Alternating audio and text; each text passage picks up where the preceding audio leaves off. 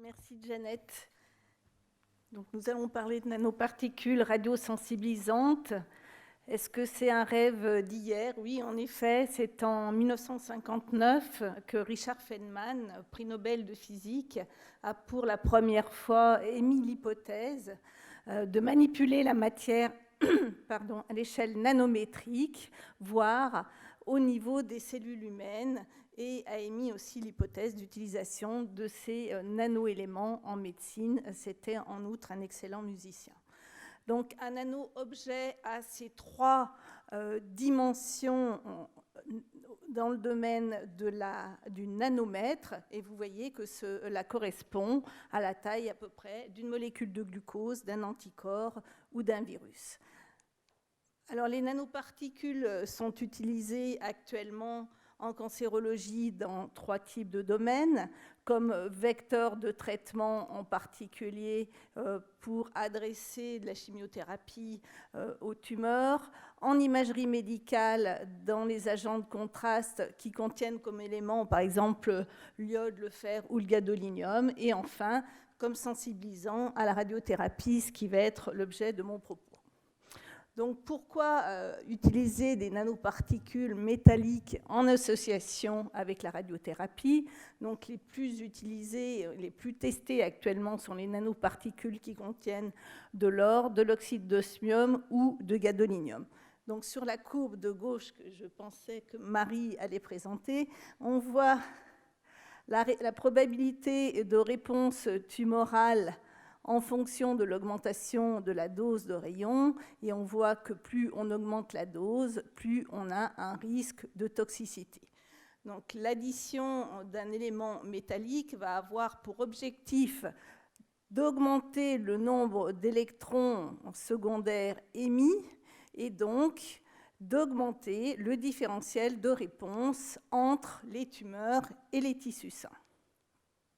Nous avons utilisé des nanoparticules de gadolinium qui sont développées à Lyon par la société NanoH. Donc c'est le résultat aussi d'une recherche académique locale par le groupe d'Olivier Thimant et François Lux. Donc le gadolinium a un numéro atomique de 64. Ces nanoparticules sont considérées comme ultra fines car elles ont une taille comprise entre 2 et 5 nanomètres. Donc vous voyez ici leur structure. Elles sont composées d'un cœur de silice sur lequel sont fonctionnalisés des éléments chélateurs qui sont soit du DTPA, je parlerai de nanoparticules DTPA, ou pour les deuxième générations qui sont chélatées avec du DOTA. Ces nanoparticules sont celles qui vont être utilisées en clinique. On appelle les AGU-X pour activation et guidage de l'irradiation X. Leur intérêt étant double. Elles permettent l'imagerie, donc la visualisation de la tumeur, puis l'activation par la radiothérapie.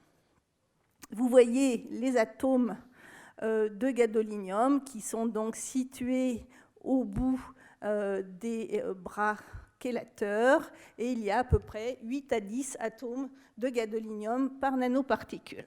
Donc l'objectif est d'augmenter l'absorption des rayons X. Ici, on voit la différence d'absorption dans l'eau ou dans les tissus par rapport à l'addition de gadolinium. On a donc un effet différentiel à des énergies qui correspondent à peu près à 100 kV, alors que aux énergies cliniques, au-delà du mégavolt, nous ne devrions pas observer d'effet d'amplification, mais on va largement revenir sur ce point.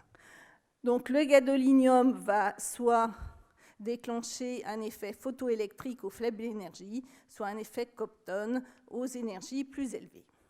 Donc, quel est le cahier des charges d'une nanoparticule radiosensibilisante? Elle doit être stable dans le milieu biologique, c'est la moindre des choses.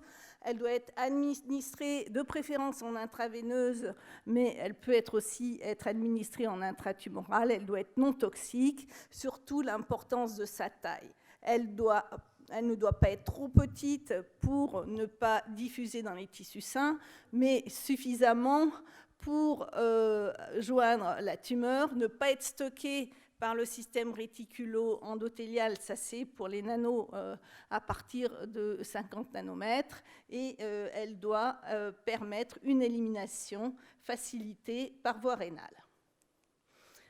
Elle doit également pouvoir être accumulée au sein de la tumeur, c'est ce qu'on appelle l'effet EPR, pour Enhanced Permeability and Retention, c'est-à-dire qu'on sait qu'au niveau des vaisseaux de la néo-angiogénèse tumorale, les cellules endothéliales ne sont pas jointives, ce qui va permettre aux nanoparticules de joindre la tumeur et d'y résider suffisamment longtemps, alors qu'elles ne pourront pas passer au niveau des vaisseaux sains.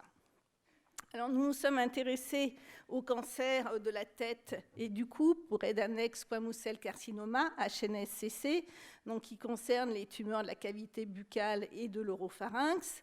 C'est le 6e cancer mondial, c'est notre modèle privilégié au laboratoire. La survie à 5 ans est inférieure à 50%. Les traitements combinent la chirurgie et ou la radiothérapie et ou la chimiothérapie, mais les stades les plus avancés, 3-4, car c'est une pathologie qui est souvent détectée à un stade avancé, vont avoir essentiellement une radiothérapie parce que les chirurgies seraient trop mutilantes. Donc ces tumeurs sont malheureusement fréquemment radiorésistantes, ce qui entraîne des récidives loco-régionales, voire des métastases, donc un échappement tumoral.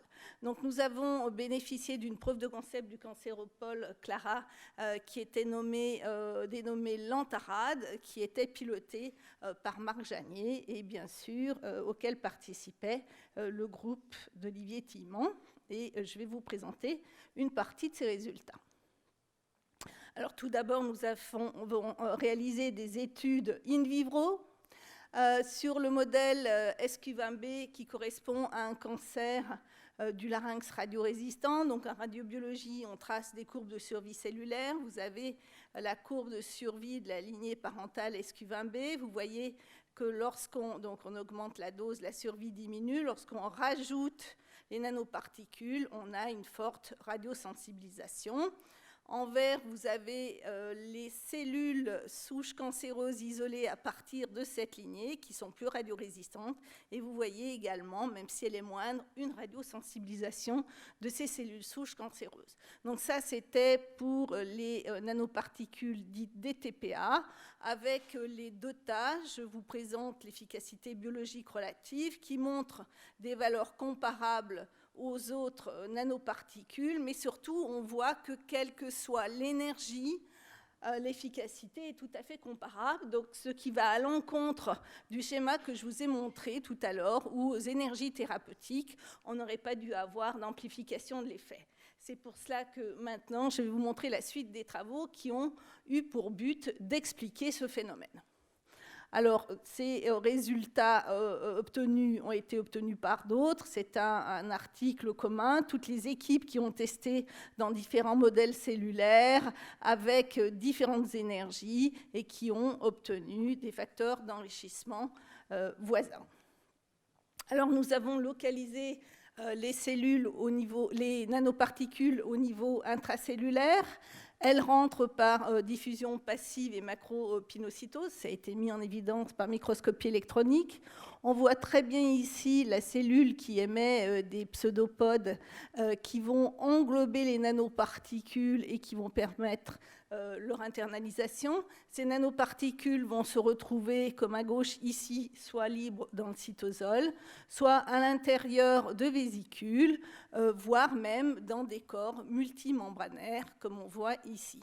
Donc, par microscopie confocale, on voit aussi que lorsqu'on augmente la concentration de nanoparticules, on augmente leur internalisation, elles sont marquées en rouge à la cyanine, et on observe aux plus fortes concentrations même des agrégats de nanoparticules.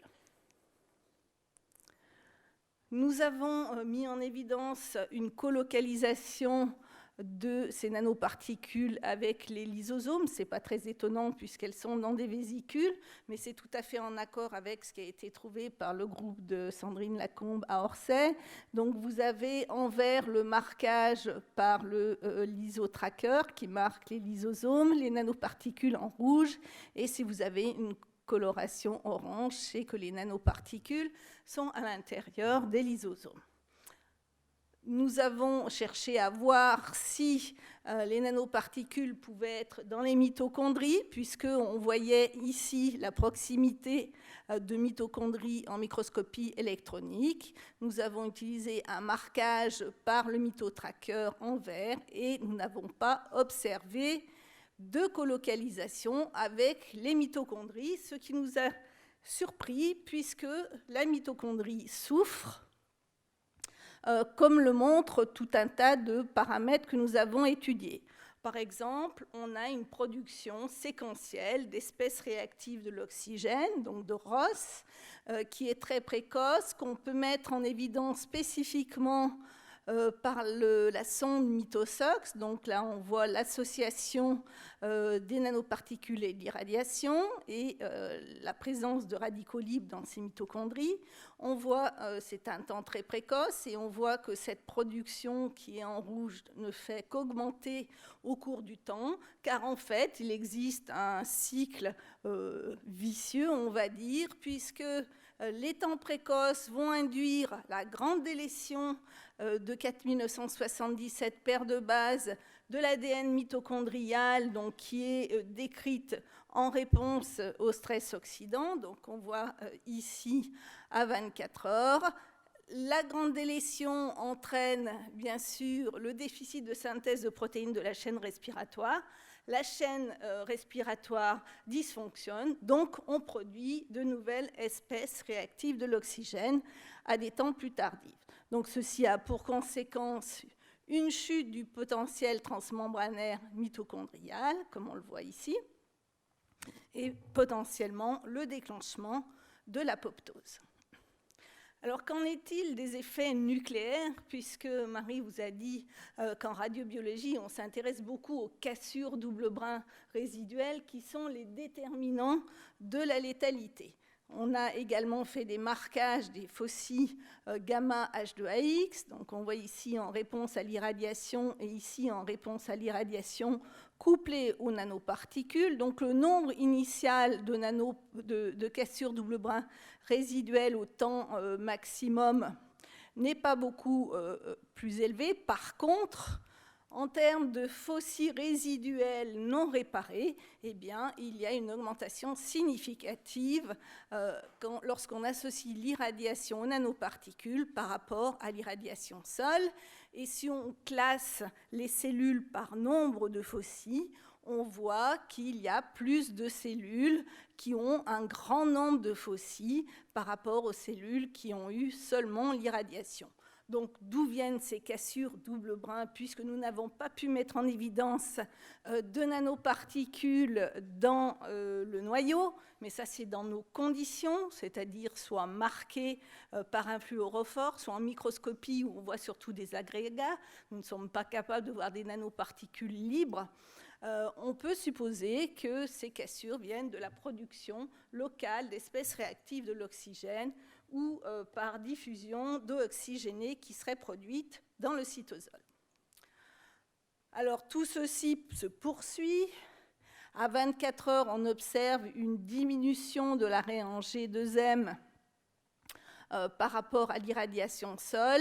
À 72 heures, on voit apparaître des cellules multinucléées, la présence de ponts anaphasiques qui sont caractéristiques d'une catastrophe mitotique, mais qu'on voit également en réponse à l'irradiation. Et tout ceci se termine par un phénomène d'apoptose tardive qui est objectivé ici par l'augmentation du subjet 1 et l'activation des caspases totales. Donc, si on essaye de résumer un peu les différents phénomènes qu'on vient de voir, lorsque l'on associe l'irradiation avec les nanoparticules, on a une amplification de l'effet, l'émission de photoélectrons, des cascades d'électrons au G, et ce phénomène est d'autant plus amplifié que chaque atome de gadolinium est espacé de 1 nanomètre, ce qui entraîne des cascades supplémentaires. ce sont les effets physiques qui sont tout de suite suivis d'effets chimiques avec une production locale extrêmement importante d'espèces réactives de l'oxygène comme des H2O2 ou des OH points. Donc, au niveau des effets biologiques, ils sont multi-cibles. On a vu que ces nanoparticules pouvaient être dans les lysosomes.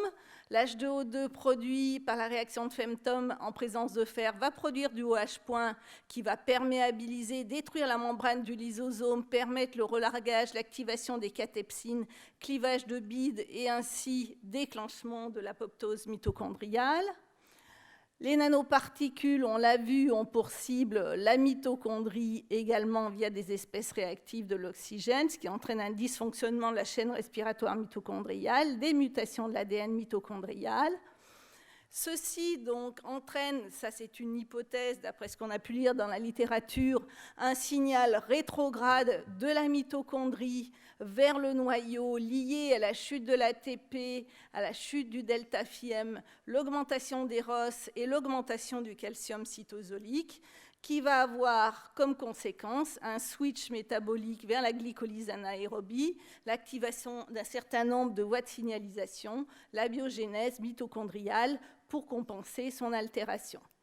Des ROS vont également circuler via le cytosol et pourront également concourir aux lésions de l'ADN, tout ceci se terminant par la mort cellulaire. Donc, ces nanoparticules, je vous l'ai dit, entraînent des quantités extrêmement importantes d'électrons et d'espèces réactives de l'oxygène. Ceci a été modélisé par l'équipe de McMahon en utilisant des modèles utilisés pour la dronothérapie par ion carbone, dont on va certainement vous reparler après.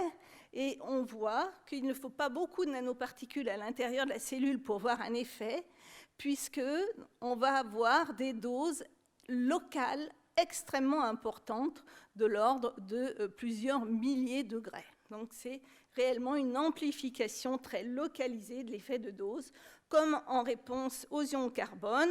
Et nous en avons une preuve expérimentale, parce que si l'on compare la courbe de survie obtenue en réponse aux nanoparticules plus l'irradiation photonique, que vous avez en rouge pointillé, elle est superposable à la courbe de survie obtenue en réponse aux ions carbone. Et bien sûr, si on associe ions carbone et nanoparticules, à ce moment-là, on obtient un facteur d'enrichissement de 2,5 par rapport à la courbe en photon-sol. Donc, après ces études in vitro, des études in vivo, donc nous avons greffé les souris nudes avec les cellules SQ20B. Nous avons injecté les nanoparticules en intratumoral. Donc vous voyez effectivement qu'on peut les suivre en imagerie et que ces nanoparticules, dès 5 minutes après l'injection, sont retrouvées dans la tumeur. Donc il y avait 4 groupes d'animaux, le groupe contrôle, le groupe traité par les nanoparticules, le groupe avec une irradiation d'Y et le groupe associant l'irradiation aux nanoparticules. Donc on voit la croissance tumorale dans le groupe contrôle et en l'absence de nanoparticules. En réponse à l'irradiation, la tumeur se stabilise puis repart, alors qu'en réponse à l'association nanoparticules plus irradiation, on a une stabilisation sur toute la période étudiée de la taille tumorale, voire une guérison dans 4 souris sur le groupe. Alors nous avons étudié les coupes tumorales. Nous avons montré qu'il y avait un fort pourcentage d'apoptose chez les animaux ayant la double combinaison de traitement et également une diminution de la prolifération. Donc, l'étude de ces nanoparticules a été réalisée dans d'autres modèles animaux. Vous avez peut-être vu le poster de Shadi Copt, qui était le 84. Ces travaux sont publiés dans Theranostic. C'est un thésard du Labex Prims, et donc il a montré dans le modèle de métastase cérébrale de mélanome, effectivement, un effet de l'association des nanoparticules à l'irradiation.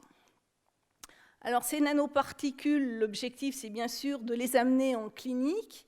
Donc des études de toxicité réglementaires ont été réalisées et sont encore en cours chez l'animal. Donc le groupe d'Olivier Thimant a produit 700 grammes de nanoparticules de qualité GMP. Les études de toxicité ont été réalisées chez la souris pour définir la dose de tolérance maximum, chez le rat et chez le singe Cynomolgus.